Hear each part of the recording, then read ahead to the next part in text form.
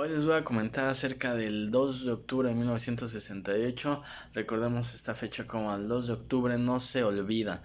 Pero ¿por qué decimos eso? ¿Por qué decimos 2 de octubre no se olvida? Actualmente yo sé que hay muchas generaciones que no lo tienen bien presente.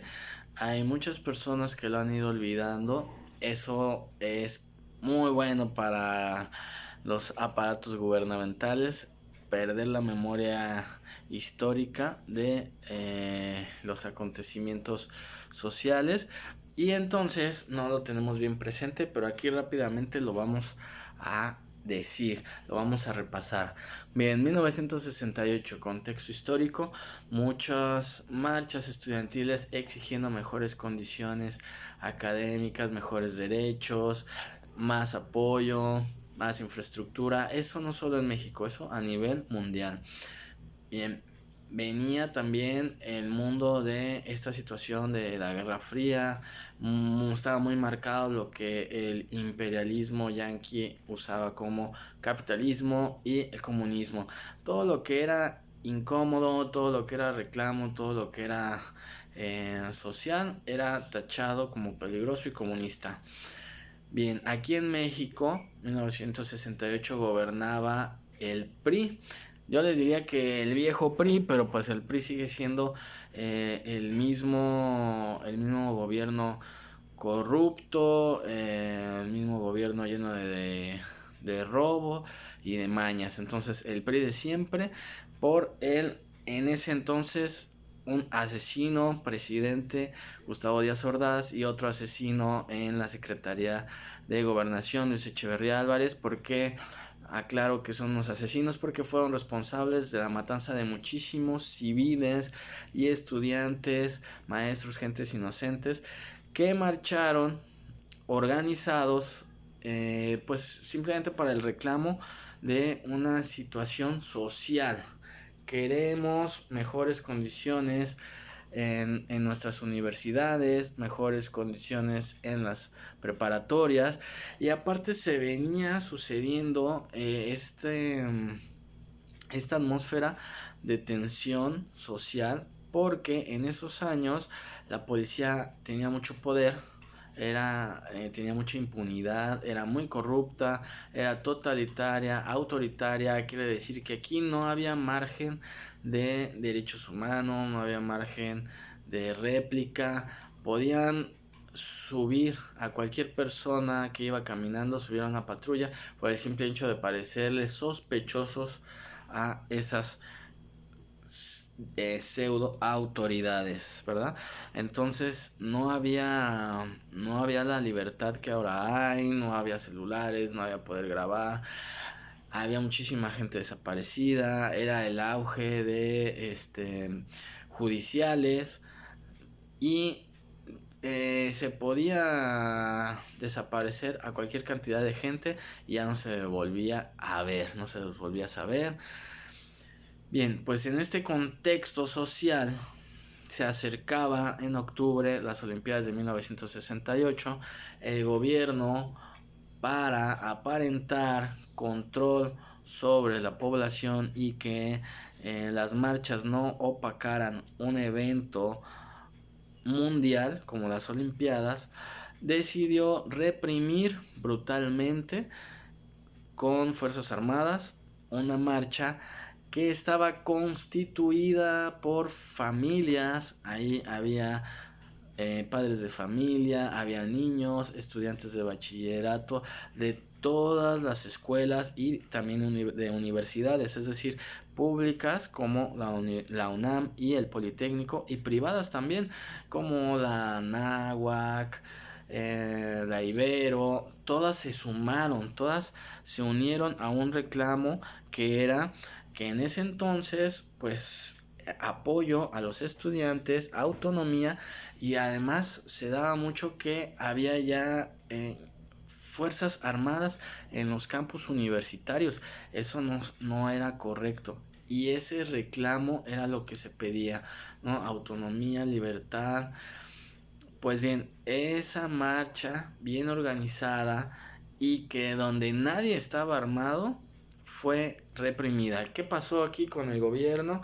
de la manera más cobarde y más vulgar, propio de los años del PRI. Ellos ya tenían armado un grupo paramilitar. ¿Qué es esto? Un grupo que no pertenecía ni a las Fuerzas Armadas ni a la policía, es decir, grupos pagados por el mismo gobierno, entrenados tanto físicamente, tácticamente, y también sabían el manejo de armas.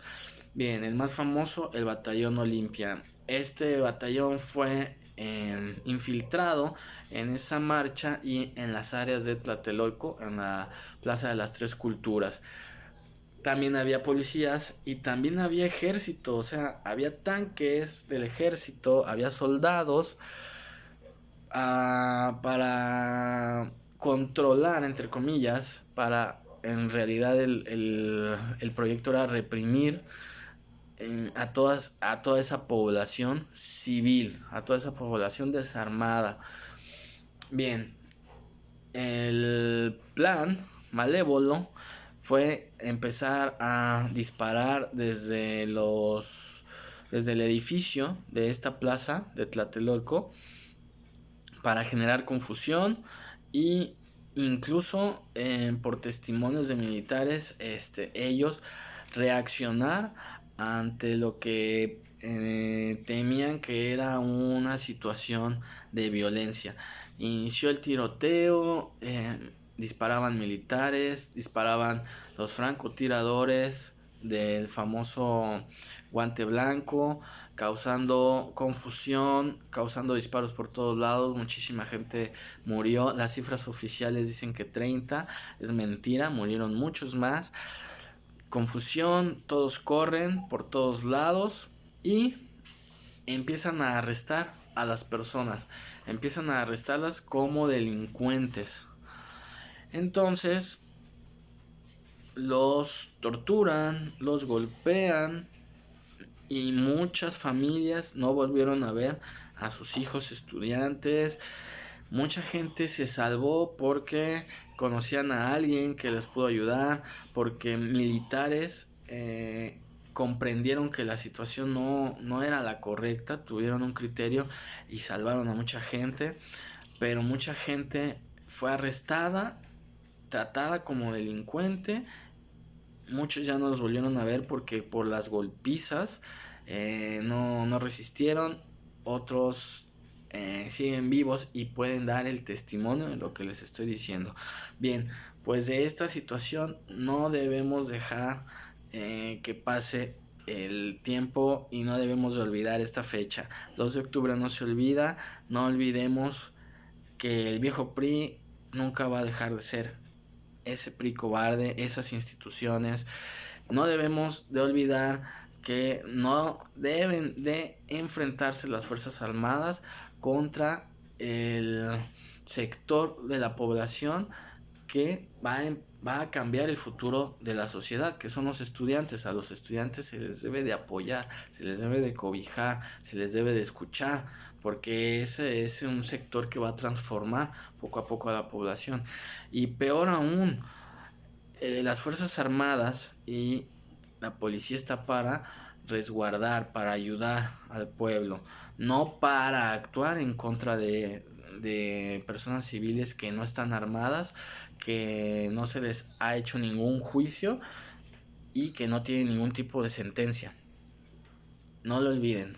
No olvidemos lo que ha pasado y tengamos siempre presente la conciencia de lo que somos, de los gobiernos y de los acontecimientos históricos para que no vuelva a suceder y para que siempre quede en la memoria de aquellos que tomaron esas decisiones, que hay testimonio donde asumen la responsabilidad histórica asesinos, ¿verdad? Gobiernos, presidentes, pero también gente que cree en el cambio y que hizo posible la transformación de lo que ahora son las universidades y toda la fuerza estudiantil que ahora tenemos.